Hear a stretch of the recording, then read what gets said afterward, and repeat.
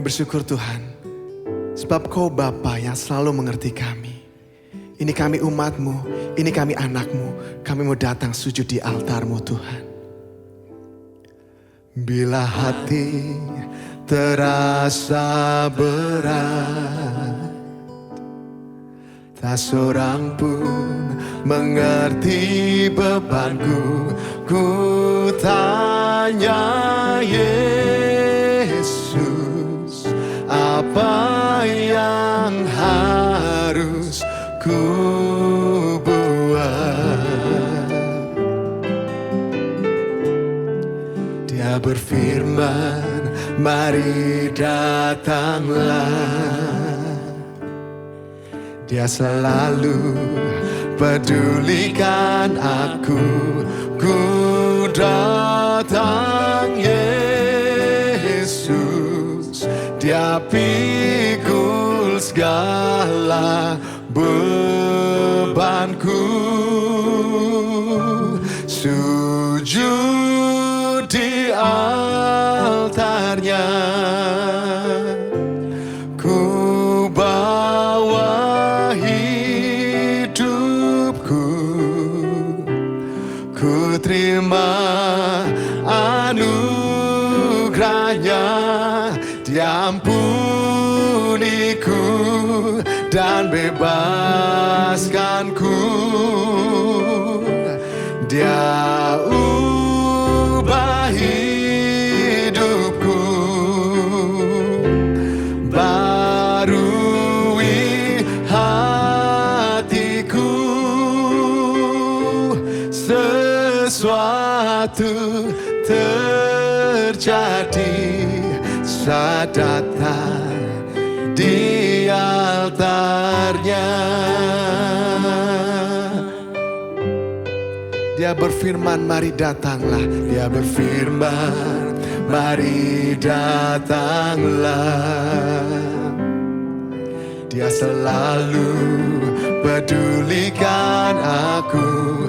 Ku datang Yesus, Dia pikul segala bebanku. Sujud di altarnya, sujud di altarnya. Ku bawa hidupku, ku terima anugerahnya, Dia ampuniku dan bebaskanku. Dia ubah hidupku, Dia barui hatimu, barui dan kami percaya Tuhan, sesuatu terjadi saat datang di altarnya. Sujud di altarnya, sujud di altarnya. Inilah hidup kami, ku bawa hidupku. Ku terima anugerahnya, diampuniku dan bebaskanku. Dia ubah hidupku, barui hati. Dan kami percaya Tuhan, sesuatu terjadi, pemulihan terjadi, pemulihan mujizat terjadi, mujizat kemenangan terjadi, kemenangan terjadi saat datang di altarnya. Kami datang sujud menyembah-Mu. Kami datang sujud membawa hidup kami hanya ke dalam tangan-Mu Tuhan. Kami menyerahkan hidup kami, kami menyerahkan beban kami. Sebab Kau Allah yang sanggup, Kau Allah yang besar, Kau Allah yang mengerti kami. Tiada yang mustahil bagi-Mu. Terima kasih Yesusku. Shalom semuanya, pagi ini kembali kita sama-sama merenungkan kebenaran firman Tuhan. Dan kita masih dalam topik di kisah Rasul-Rasul. Dan hari ini saya ingin sama-sama kita renungkan satu ayat yang kita ambil dari kisah Rasul 28 ayat 6. Firman Tuhan berkata begini, namun mereka menyangka bahwa ia akan bengkak atau akan mati rebah seketika itu juga. Tetapi sesudah lama menanti-nanti, mereka melihat bahwa tidak ada apa-apa yang terjadi padanya. Maka sebaliknya mereka berpendapat bahwa ia seorang dewa. Dari sini kita melihat satu perjalanan dari kehidupan Paulus. Paulus yang ketika dipindahkan dari Roma dan seterusnya dia menghadapi badai di tengah jalan ketika kapal yang ditumpanginya mungkin kena badai, dan kita tahu sampai akhirnya terdampar dan tibalah di satu pulau yang akhirnya mereka kenal adalah Pulau Malta. Nah di sana satu saat itu ketika Paulus sedang melakukan sesuatu ternyata dipatuk oleh ular. Dan ular itu sangat berbisa sehingga ketika Paulus mengalami ini orang-orang bilang wah dia adalah seorang pembunuh yang kena kutuk dan sebagainya. Dan sebentar lagi juga akan mati. Gitu ya. Tetapi ketika dinanti-nantikan, ayat ini berkata, cukup lama kok nggak terjadi apa-apa. Dan bahkan Paulus baik-baik saja di sini dikatakan. Sehingga yang tadinya dia mungkin penuh dengan hinaan gitu ya. Tetapi justru berbalik, wah ini adalah dewa gitu. Dari sini kita lihat bagaimana kuasa Tuhan berlaku atas kehidupan Paulus. Dan kesempatan demi kesempatan selalu digunakan Paulus untuk memuliakan Tuhan. Ketika Paulus dipagut ular beludak itu, orang mengira ia akan mati tadi. Tapi oleh perlindungan Tuhan, Paulus tidak mati. Nah kesempatan ini dimanfaatkan untuk membuktikan bahwa kuasa Tuhan menyertai orang-orang percaya. Dari sini tentu kita tahu bahkan Paulus sempat mendoakan gubernur di Malta yang namanya Publius itu. Dan sehingga Publius disembuh, mengalami kesembuhan. Dan sebab itu sampai di Roma Paulus tetap memberitakan kerajaan Allah dan mengajar tentang Tuhan Yesus Kristus kepada banyak orang. Nah jadi pelajarannya adalah sebagai orang percaya kita juga memiliki kuasa yang sama. Bukan karena diri kita tetapi karena Tuhan yang ada di dalam hidup kita. Kita akan dipakai Tuhan secara luar biasa untuk membesarkan namanya, meninggikan namanya. Oleh sebab itu setialah di dalam panggilan Tuhan dan berkaryalah bagi Tuhan dari saat ini sampai selama-lamanya. Dan jangan pernah undur. Karena kita tahu Tuhanlah yang membela kehidupan orang-orang percaya. Tuhan Yesus berkati, mari kita berdoa. Bapa dalam surga, kami bersyukur Tuhan untuk segala kebaikan Tuhan, kemurahan Tuhan.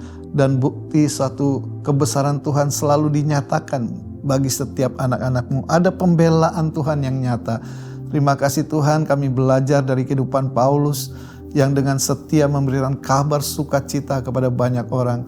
Dan di tengah-tengah situasi yang buruk, tetap nama Tuhan dipermuliakan. Bahkan pembelaan Tuhan ada atas kehidupan Paulus. Begitu juga kami orang percaya. Kami percaya Tuhan bahwa pembelaan Tuhan akan selalu menyertai anak-anak-Mu. Di dalam nama Tuhan Yesus kami bersyukur dan berdoa. Amin. Kisah Para Rasul 28. Paulus di Malta. Setelah kami tiba dengan selamat di pantai, barulah kami tahu bahwa daratan itu adalah Pulau Malta. Penduduk pulau itu sangat ramah terhadap kami. Mereka menyalakan api besar dan mengajak kami semua ke situ karena telah mulai hujan dan hawanya dingin. Ketika Paulus memungut seberkas ranting-ranting dan meletakkannya di atas api, keluarlah seekor ular beludak karena panasnya api itu, lalu menggigit tangannya.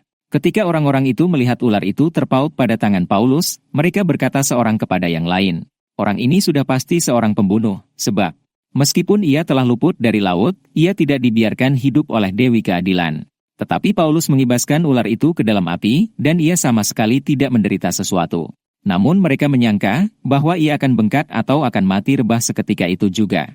Tetapi sesudah lama menanti-nanti, mereka melihat bahwa tidak ada apa-apa yang terjadi padanya. Maka sebaliknya mereka berpendapat bahwa ia seorang dewa. Tidak jauh dari tempat itu ada tanah milik gubernur pulau itu. Gubernur itu namanya Publius. Ia menyambut kami dan menjamu kami dengan ramahnya selama 3 hari. Ketika itu ayah Publius terbaring karena sakit demam dan disentri. Paulus masuk ke kamarnya. Ia berdoa serta menumpangkan tangan ke atasnya dan menyembuhkan dia. Sesudah peristiwa itu datanglah juga orang-orang sakit lain dari pulau itu dan mereka pun disembuhkan juga.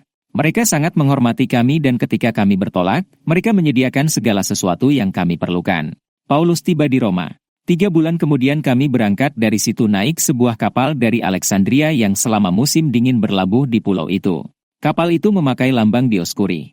Kami singgah di Sirakusa dan tinggal di situ 3 hari lamanya. Dari situ kami menyusur pantai, lalu sampai ke Regium. Sehari kemudian bertiuplah angin selatan. Dan pada hari kedua sampailah kami di Puteoli. Di situ kami berjumpa dengan anggota-anggota jemaat.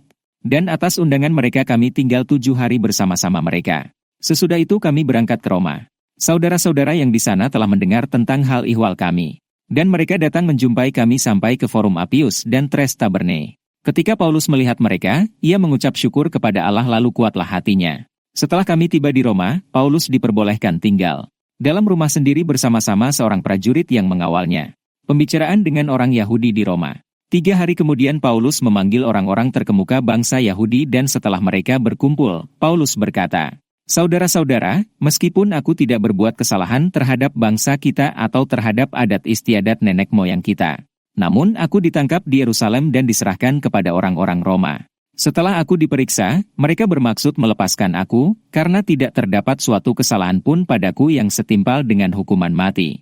Akan tetapi orang-orang Yahudi menentangnya. Dan karena itu terpaksalah aku naik banding kepada Kaisar, tetapi bukan dengan maksud untuk mengadukan bangsaku. Itulah sebabnya aku meminta, supaya aku melihat kamu dan berbicara dengan kamu. Sebab justru karena pengharapan Israel lah aku diikat dengan belenggu ini." Akan tetapi mereka berkata kepadanya, "Kami tidak menerima surat-surat dari Yudea tentang engkau dan juga tidak seorang pun dari saudara-saudara kita datang memberitakan apa-apa yang jahat mengenai engkau. Tetapi kami ingin mendengar dari engkau bagaimana pikiranmu, sebab tentang mazhab ini kami tahu bahwa di mana-mana pun ia mendapat perlawanan." Lalu mereka menentukan suatu hari untuk Paulus. Pada hari yang ditentukan itu datanglah mereka dalam jumlah besar ke tempat tumpangannya. Ia menerangkan dan memberi kesaksian kepada mereka tentang kerajaan Allah, dan berdasarkan hukum Musa dan kitab para nabi ia berusaha meyakinkan mereka tentang Yesus.